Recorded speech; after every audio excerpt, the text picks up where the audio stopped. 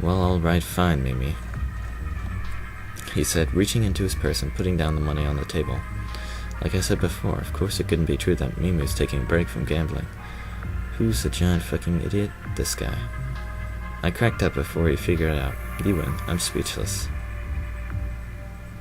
Then he said goodbye and left. Fucking hell, I can't believe you do that to me, I yelled at him, honestly upset. Mimi, you giant fucking cock. Mimi got up and came over to my side of the table, sitting next to me.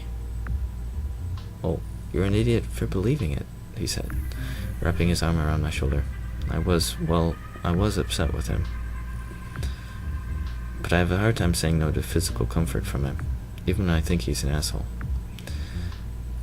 Then he looked at me very suddenly and intensely and said, "There's no such thing as mere versions of someone. There's no such thing as someone out there who's like you, except more desirable. You're special to me, and I can't believe you're actually stupid enough to think that I could find a way to replace you at all. I'd love in the way I'd love you. There's no such thing as someone who I'd love in the way I love you. Am I perfectly clear? I don't get their relation at all. That's just how love affairs are with men." Yeah, I croaked. I felt pretty humbled and touched.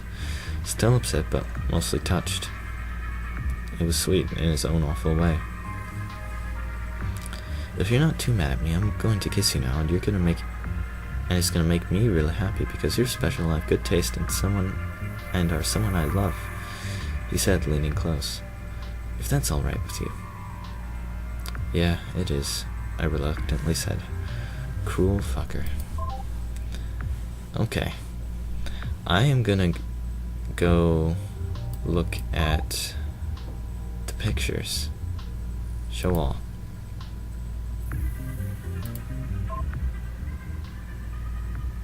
Queen Consort Yuna. I knew her as Queen Consort Yuna. She was the person who was there for me when I first woke up. But I guess in the past she was the president of Magunghwa University. Okay. Emperor. The great Emperor Taizhou, founder of the New Dynasty, born Ryu Hyunsu. I guess in the past he was chief counselor.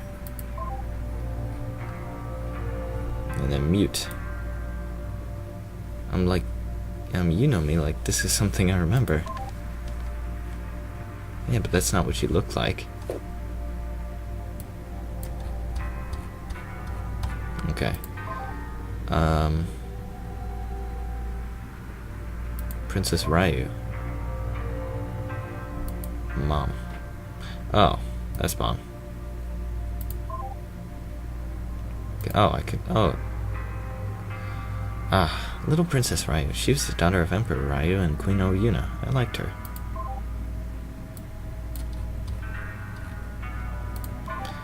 Okay. Minister Tai. I knew that man. He was the counselor of culture back then, but I knew him as Minister Tai. He replaced that lead woman post-meritocracy. It took long enough. I guess, I see what he meant when he didn't have a good relationship with old Mute, though. She's not me, okay? Old Mute was counselor of security, but she's practically a different person. She was 1600 years old at that time. Wow. That is not at all what I expected.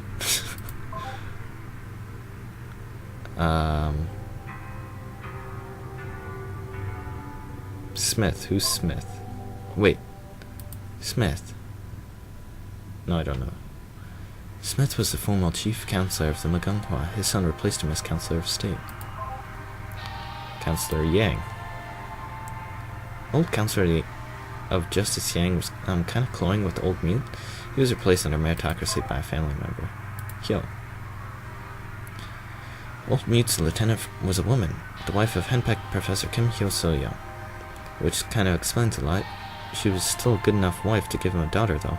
In the end, she died alone, in jail for a failed rebellion. Okay. Oh, yeah. Okay, I'm sorry.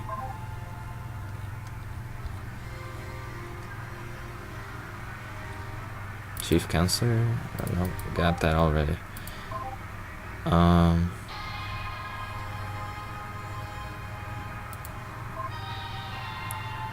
This will show, yeah. Okay. Father. Hyo So-young's brother, a security officer, was also Hyo Sung-buk's father. Oh, got that already. And my father, Chief Hyo, her husband. Professor Kim was a history professor. His wife was Hyo So-young. He had a young daughter, also was kinda henpecked. He had an inappropriate relationship with his maids. Okay. I wanna see where Mei-jin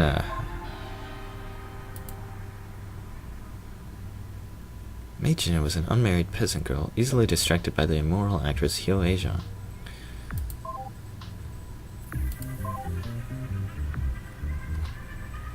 Scroll.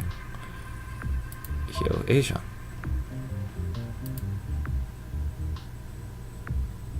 Hyo Ae-jung was a really glamorous and pretty actress. She was having a relationship with Mei-jin. Okay. Hugh Monthly. Lee Tae-mi. Lee Tae-mi was an actor in Hyo Ae-jung's troupe. He was known for cross-dressing roles.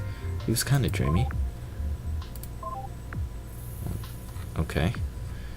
I want to look for a records office guy. Because this is everyone. Counselor, oh. Okay, he doesn't have a picture. Smith was that guy. Ryu. Saw him. Counselor Kim. Kim So-yi. Oh, Kim So-yi. Where's she? Ah, here she is. Oh, and she's got a new thing.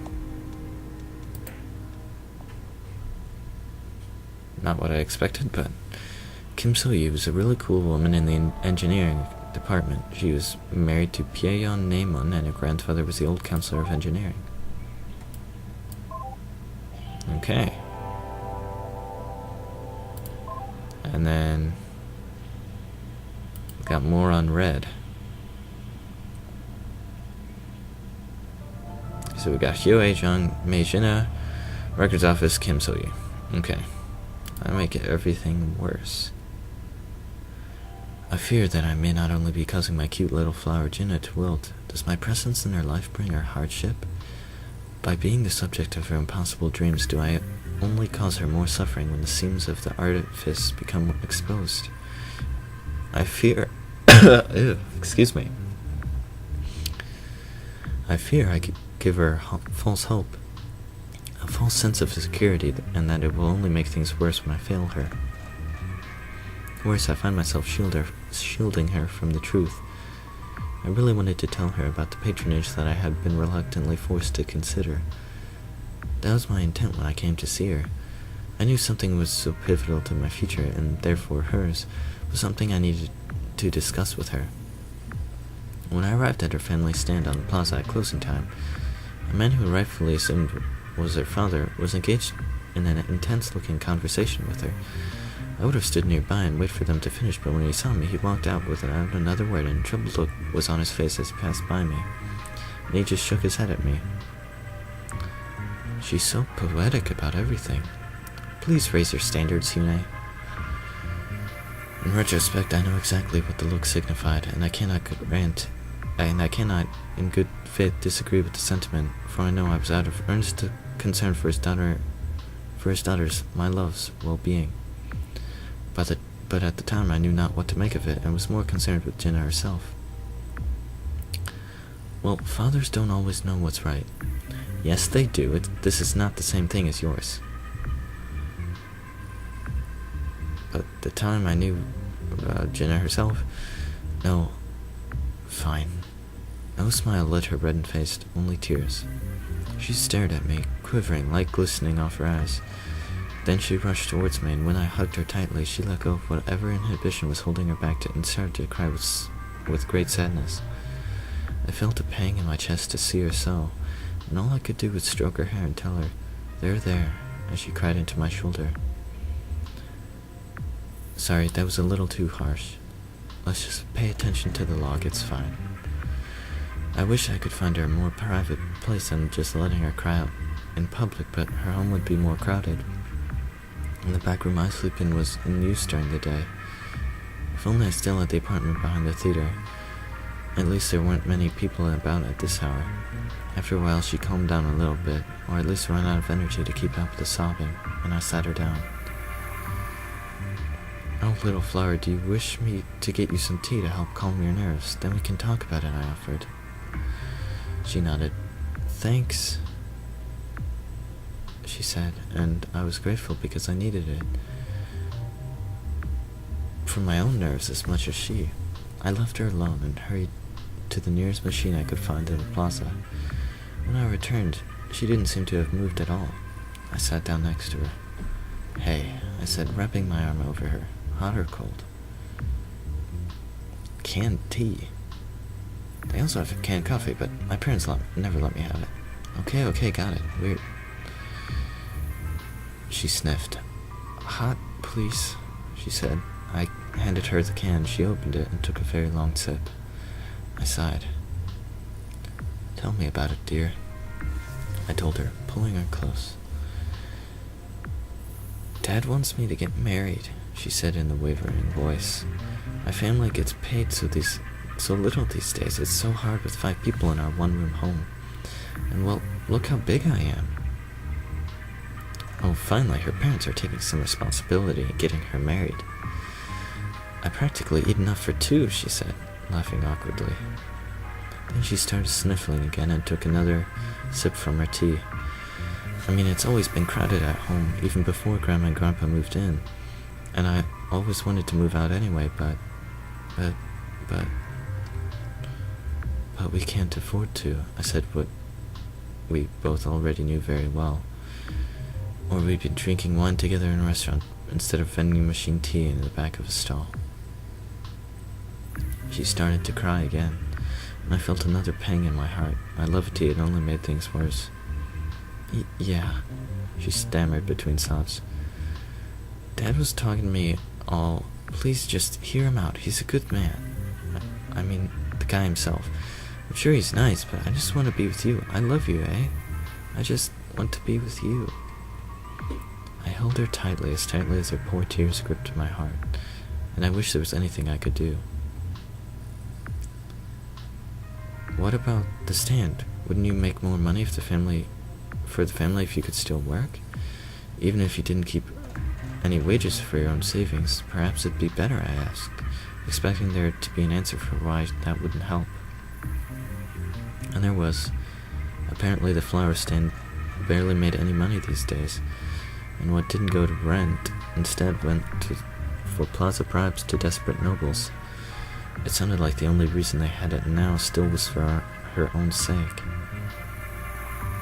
See, this is why that kind of relationship isn't just harmless. But maybe I'll run away. I could take my savings and just sleep behind the theater at night. Try to find odd work during the day, or just something, she cried out, tears falling from her face. "Do you know why this man wants to marry some girl he's never met? Do you know why?" I asked. "He's just as poor as us. Do you know why? Even though I'm ugly and too young and I'm just some random stranger and there's no love or anything? Taxes. Because there's some big tax break for new fathers. Taxes."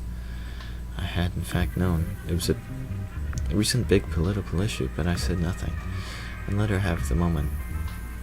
She took another sip from her can, then suddenly crushed it in her fist. "I don't want to have a kid." She stared at me with a look of absolute horror, starting to wail. "I don't want to have a kid. I don't care how nice he is. I don't want to move in with some strange man and have sex with him and get knocked up and then have to raise some stupid kid and never see you. I don't want to. I don't want to. I don't want to." It'd be so much easier for her if she was more reasonable about it. But wouldn't it be better if they could just be in love? She started to hyperventilate, and all I could do was hold her, hush her, tell her to breathe until she calmed down a little.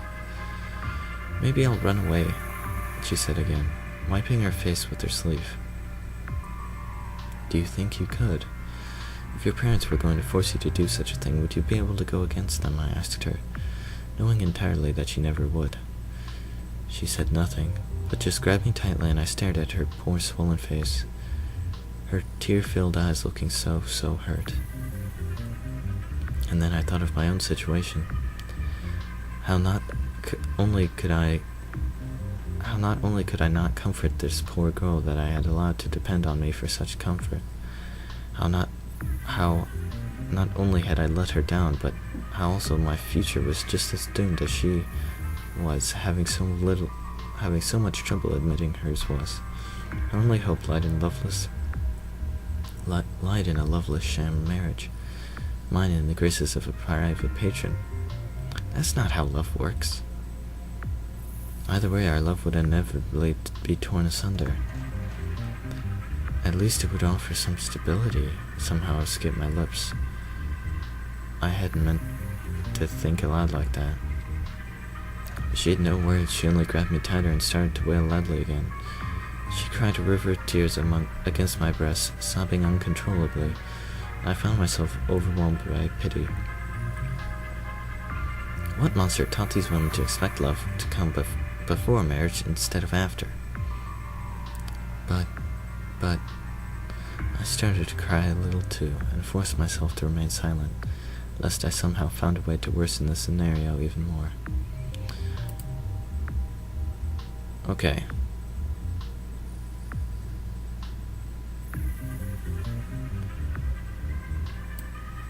I'm trying to see that, because this is not at all how I pictured her.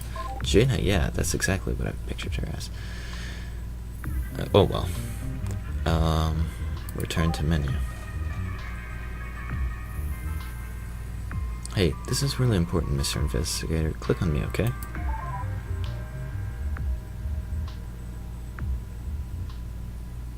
I just can't believe that old mute has the same base code as me. It's not even like Hyune because she's me, but she has all of the dead pale bride's memories overriding all my core values. I'm not you, I'm the pale bride. Jeez, why do you keep saying this? Okay, you're wrong, but that's not my point. I'm just saying, in the case of you, it's totally different. But old mutes started from the same blank state that I did. The same core directives, the same values, but like even still, she's nothing like me. She's kind of a bitch, isn't she? That isn't... what was that? Nothing? It had better been nothing. Stop interrupting me. But, she's incredibly rude to all her superiors on the council. She thinks she knows best about everything. It's so completely arrogant. To say nothing of all the conspiring. What do you think of her, Mr. Investigator? She's complex. I'm gonna go with she's complex because I'm not gonna be so forward with that, I guess. Yeah, I don't like her attitude, but I don't know, there's something about her. Well, I don't know what Hyune's talking about, but I don't think old meat's beyond sympathy, okay? It's just that I would expect so much better from someone like her. A rude, disrespectful woman like that in such an important role, like if she were just some random woman being rude, it wouldn't be a big deal. But old mute, she's really prominent. She's attached to a noble family. She plays a huge role on the ship's ruling body. She's supposed to set an example. I just can't believe that kind of person shares the same base code as me. She wears pants, has disgusting habits like smoking. She's a bitch. She has out-of-control women in charge of her security men. She acts so much like a man that her lieutenant, Hyo So-young, even fell in love with her. Like, what the hell? Do you think it'd be better if she was unlovable? Do you think you're unlovable? Wait, what kind of question is that? Well, it sounds like you're shocked that someone would love someone with the same base code as you. Isn't that what you're saying? No? I mean, it's not that she's loved, it's that she's loved by a woman. That's the part that's messed up. Oh, but I loved my husband's wife. Was that messed up too? No, that's different. She was family and you're superior. But isn't old mute attached to Hyo So-young's family and also her superior? Well, yes, but look, it's not the same thing at all. It's not as if Queen Ryu Jaehwa was around wearing pants or anything, okay? Oh. Stop being so combative with me, Hyune, okay? I'm not trying to be combative. It's just I don't understand the difference. Honestly. Ugh, you have such a long way to go. Anyway. Sorry, I thought taking a break would calm me down, but clearly it's having the opposite effect.